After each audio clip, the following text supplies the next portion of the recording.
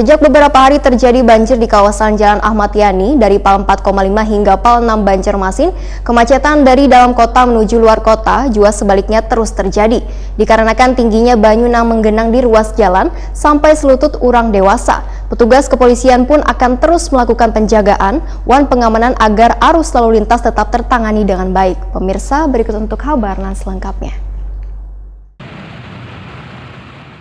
Sejak beberapa hari terjadi banjir di kawasan Jalan Ahmad Yani Pal 4,5 hingga Pal 6 Banjarmasin, kemacetan dari dalam kota menuju luar kota juga sebaliknya terus terjadi.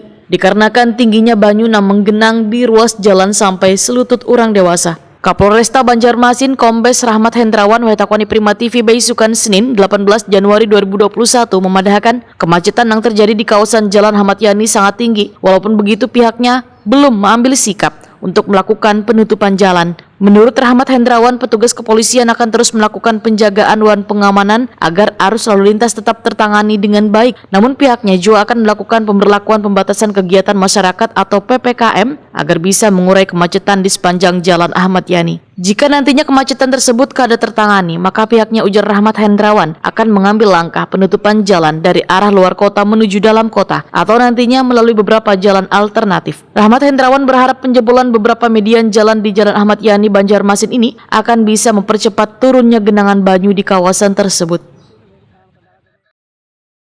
Kita udah merekayasa lalu lintas tadi pagi. Ternyata memang banyak aktivitas hari Senin ini memang banyak kendaraan.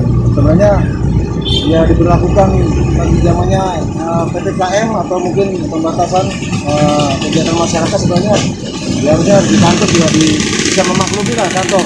Bisa mungkin di instansi yang bisa hanya 50% saja. Ini juga mengurangi kemacetan, juga aktivitas di jalan juga berkurang.